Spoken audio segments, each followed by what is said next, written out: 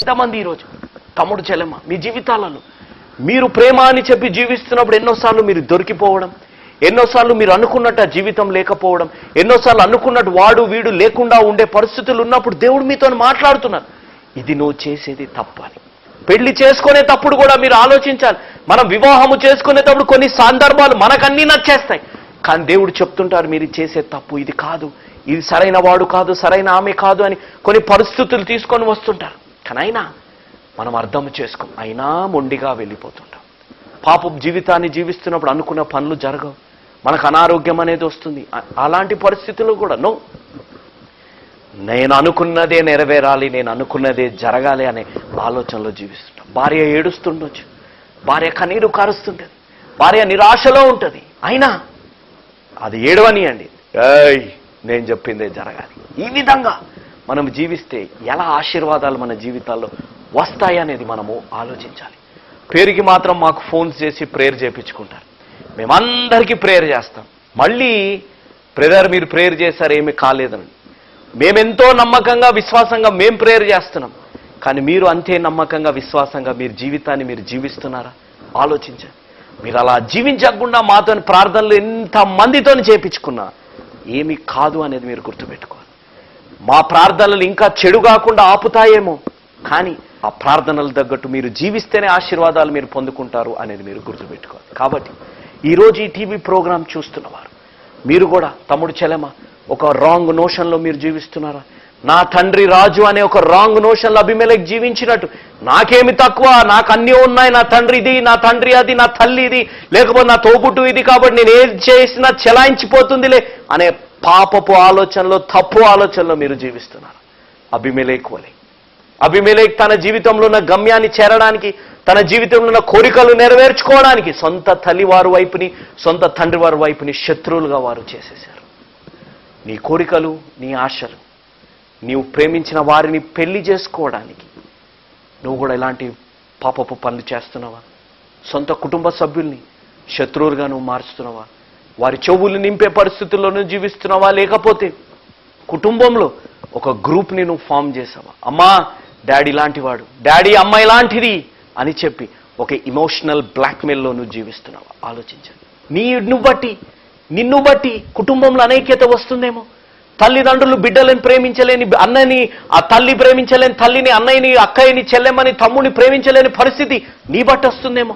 నువ్వు చెప్పే మాటలు, చెప్పుడు మాటలు బట్టి నీ కోరికలు, నీ ఆశలు, నీకున్న కుళ్ళు స్వభావం లేకపోతే అసూయ కలిగిన స్వభావాన్ని బట్టి వారి జీవితాల్లో ఇలాంటి పరిస్థితి నిన్ను బట్టి వస్తున్నాయేమో, నన్ను బట్టి వస్తున్నాయేమో ఒక్కసారి ఆలోచించండి. దేవుని ఆత్మ నిన్ను గద్దిస్తుండొచ్చు, కానీ నువ్వైనా ఆ విధంగానే జీవిస్తున్నావా? అబీమెలెకు తన ఆశలను నెరవేర్చుకోవడానికి ఒక తప్పుడు ఆలోచనలో జీవిస్తూ రాజు కావాలని. ఇంకొక విషయం, ఆయనకు అధికార దాహం. నేను ఉంటే నేను ఒక్కడిని కావాలా, 70 మంది కావాలా అనగా అధికార దాహం కలిగి ఉన్న, నియంత్రణ స్వభావం కలిగి ఉన్నవాడు కాబట్టి రాజు అవ్వాలని ఆశ కలిగి.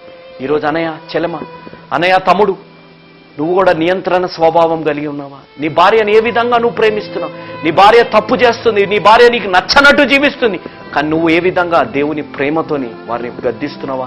దేవుని ప్రేమతోని నువ్వు వారిని నడిపిస్తున్నావా? లేకపోతే ఎక్కడున్నావు అనే విధంగా నువ్వు మాట్లాడుతున్నావా? ఆలోచించు. నువ్వు కానీ ఆ విధమైన జీవితాన్ని జీవిస్తుంటే you are going into the హెల్.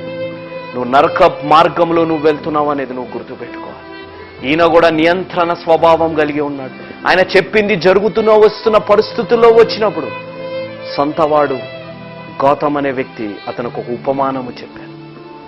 అక్కడున్న ప్రజలందరికీ ఒక ఉపమానము చెప్పారు, కానీ ఆయన వినలేదు. ఒలీవ మొక్కల వలె నువ్వు జీవించాలని ఆశ కలిగి ఉన్నావా? లేకపోతే ముళ్ళ కంప వలె నువ్వు జీవించాలని ఆశ కలిగి ఉన్నావా? ఒలీవ మొక్కలు మంచి పనులు చేస్తుంటాయి, దేవుని చిత్తానికి అనుగుణంగా అధికార దాహం ఉండదు, కానీ ముళ్ళది ఏమి చెయ్యదు, పని పాట ఏముండదు, కానీ అధికారము కాదు. పని ఉండదు, పాట ఉండదు మన కుటుంబంలో ఉన్న వారికి కూడా, కానీ నేను చెప్పింది జరగాలి, నాకు అన్నీ చెప్పాలి, నేను ఇలా ఉండాలి, అలా ఉండాలి, నాకు చెప్పకపోతే ఆ రోజు యుద్ధమే ఇంట్లో అనే పరిస్థితి. తమ్ముడు, అన్నయ్య, అక్కయ్య, చెల్లెమ, మీరు ఒలీవ మొక్కల వలె ఉన్నారా, ముళ్ళ కంపల వలె మీ కుటుంబంలో ఉన్నారా అనేది ఆలోచించాలి. ఇక్కడ కూడా దేవుడు అక్కడ అబీమెలెకు జీవితంలో పరిస్థితులు తీసుకుని వచ్చారు. అధికార దాహము మంచిది కాదు. అధికారం నియంత్రించడం మంచిది కాదు. దేవుని వాక్యానికి అనుగుణంగా జీవించడము మంచిదే. ఎందుకనగా దేవుడు నియమించలేదు అబీమెలెకుని. కానైనా దేవుడు సొంత వారే తిరగబడ్డప్పుడు అయినా అబీమెలెకు మాత్రం ఆ నియంత్రణ స్వభావం, అధికార దాహాన్ని మాత్రం వదలలేదు. చివరికి శాపానికి గురయ్యాడు. ఒక స్త్రీ ద్వారా మరణించే పరిస్థితుల్లోకి వచ్చాడు. ఈరోజు దేవుడు నీతోను కూడా మాట్లాడుతుండొచ్చు. అన్నయ్య, తమ్ముడు, నీ భార్య వెళ్ళిపోతానంటుందేమో. ఎందుకు వెళ్ళిపోతానంటుంది? నువ్వు ఆలోచించావా ఎప్పుడైనా? అక్కయ్య, చెల్లెమ్మ, నీ భర్త నిన్ను వదిలేస్తాను అంటున్నారు. ఎందుకు? నీకున్న నియంత్రణ స్వభావం, లేకపోతే నువ్వు చెప్పిందే జరగాలనే స్వభావాన్ని బట్టి అలా జరుగుతుందేమో. ఆలోచించి దేవుడు నీతో మాట్లాడుతున్నాడు ఈరోజు. అలాంటి స్వభావం కలిగి నువ్వు జీవించడం, అలాంటి ప్రవర్తన కలిగి నువ్వు జీవించడాన్ని బట్టి దేవుడు ఈరోజు ఒక సూచక క్రియ ద్వారా నీ భార్య నేను వెళ్ళిపోతాను, నేను ఉండలేను, కన్నీరు కారుస్తున్నాను, లేకపోతే నీ భర్త నేను ఉండలేను అనే మాటలు అంటున్నారు అని అంటే there is something wrong which we need to correct. ఏదో ఉంది మన జీవితాలు, అది మనం సరిదిద్దుకోవాలి. అబీమెలెకు కానీ అక్కడ షెకెము వారికి వ్యతిరేకంగా అయినప్పుడు సరిదిద్దుకొని ఉంటే బాగుండేది. కానీ అధికార దాహముతోని ఉన్నాడు కాబట్టి చివరికి నాటిన విత్తనానికి ఆ పంటని అతను కోసాడు. ఈరోజు నువ్వు అలాంటి పరిస్థితుల్లో రాకూడదు.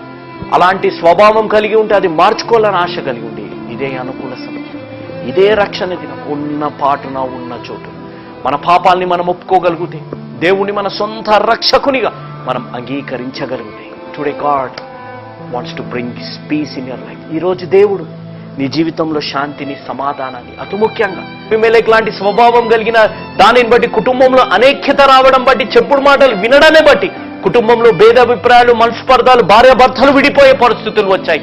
అలాంటి పరిస్థితులు ఉంటే దేవుడు ఈరోజు ఐక్యతని తీసుకొని రావాలని ఆశ కలిగాడు. ఈరోజు నీ కుటుంబంలో, నీ వ్యక్తిగత జీవితంలో, నీ వైవాహిక జీవితంలో, నీ సంఘములో దేవుడు ఐక్యతని తీసుకొని రావాలన్నారు. ముందుగా ఆ గొప్ప కార్యం నీ జీవితాల్లో జరగాలి అనగా ముందుగా నీలో ఉన్న అధికార ద్వాహపు స్వభావాన్ని, నియంత్రణ స్వభావాన్ని, నువ్వు ఇతరులకి చెవు నింపే స్వభావాన్ని, వ్యతిరేకతని తీసుకొని వచ్చే స్వభావాన్ని, స్వార్థపూరితమైన స్వభావాన్ని, అనైక్యతని తీసుకొచ్చే స్వభావాన్ని, నీ స్వార్థంలో నీకున్న ఆశలు నెరవేరాలని ఆ కోరికల్లో అనైక్యతని తీసుకొచ్చే స్వభావాన్ని నువ్వు తొలగించుకోగలిగితే దేవుడు ఈరోజు నీ జీవితాన్ని ఆశీర్వదించి ఐక్యతని తీసుకొని రావాలి ఆశ కలిగి ఉన్నారు. అలాంటి గొప్ప కార్యం నీ జీవితాల్లో జరగాలి అంటే ఈరోజే ఒక నిజమైన యేసు అనుచరుడుగా మారాలి.